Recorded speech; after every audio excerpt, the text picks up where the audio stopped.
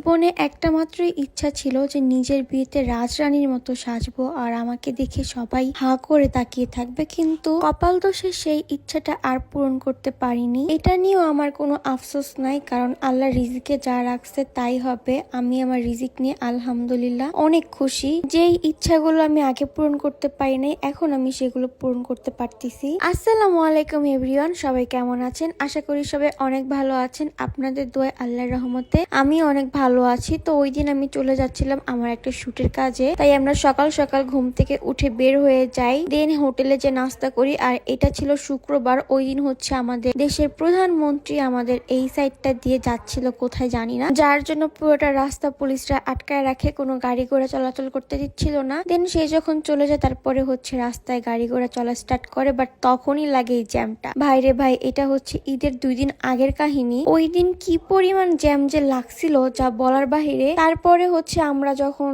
অনেকটা রাস্তায় চলে আসি, এরপরে জ্যামটা একটু কমে যায়। দেন আমি তখন এই শুটটা নিচ্ছিলাম, আর এইদিকে আমার কিউটিকে বললাম হাত ধরো, বাট সে হাত ধরার আগে আমাকে ছেড়ে চলে যায়। এরপর দেখতে দেখতে চলে আসলাম তানিয়া আপুর পার্লারে। এসে দেখি তানিয়া আপু তার পার্লারে নাই, সে যেন কোথায় গেছে। দেন আমি তাকে খুঁজতেছিলাম। তারপরে হচ্ছে বাকি আপুরা বললো যে আপু বাহিরে গেছে, উনি চলে আসবে তাড়াতাড়ি, আপনারা বসেন। তারপরে আমার কিউটি এখান থেকে ভিডিও করে দিচ্ছিল। যেহেতু অনেক জ্যাম ট্যাম ঠেলে আসছি, দেন আমি একটু বসে রিল্যাক্স হলাম। রিল্যাক্স হয়ে তারপরে আপুর স্টুডিওটা একটু ঘুরে ঘুরে দেখছিলাম। আর তোমরা যারা তানিয়া আপুর পেজ লিঙ্কটা চেয়েছিল আমার কাছে, আমি আজকের ভিডিওতে আমার স্ক্রিনে দেখো পেজ লিঙ্কটা দিয়ে দিয়েছি, তোমরা ওখান থেকে চেক আউট করতে পারবা। এরপর আমরা লাঞ্চ করে নেই। আপু বললো যে আগে লাঞ্চ করে দিন কাজটা স্টার্ট করি, যেহেতু কাজে অনেক টাইম লাগবে, মেকআপের পরে তো খেতেই পারবা না। তো ভাবলাম যে ঠিকই তো বলছে। এরপর আমরা লাঞ্চটা করে নেই। লাঞ্চ করার পরে আমার বেস মেকআপটা স্টার্ট করে দেয়। আর আমার নিজের কাছেও কেন জানি বেস মেকআপটা খুবই হাস্যকর লাগে, দেখতে পুরো ভূত ভূত লাগে, বাট পরে ফিনিশিং এ কিন্তু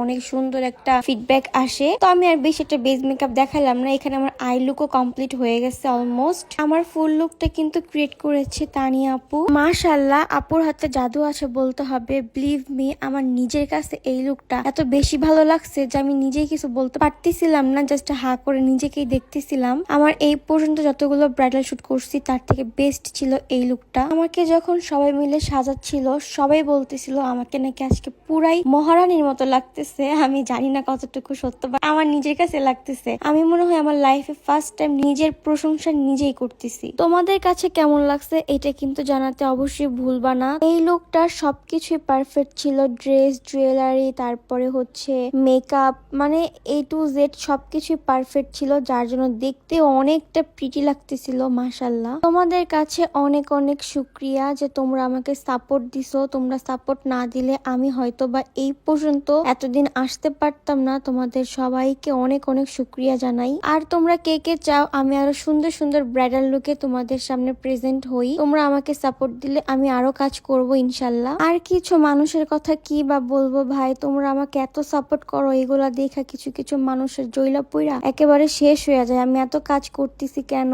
এত মানুষের ভালোবাসা কেন পাচ্ছি, তোমরা কেন আমাকে সাপোর্ট করতেছো, মানে সব মিলে ওদের আর সহ্যই হচ্ছে না। সবশেষে একটা কথাই বলবো, যত ইচ্ছা চলো, তোমাদের এগুলো দেখার আমার এক বিন্দু টাইম নাই। আল্লাহ আমাকে ঠিকই সামনে নিয়ে যাবে।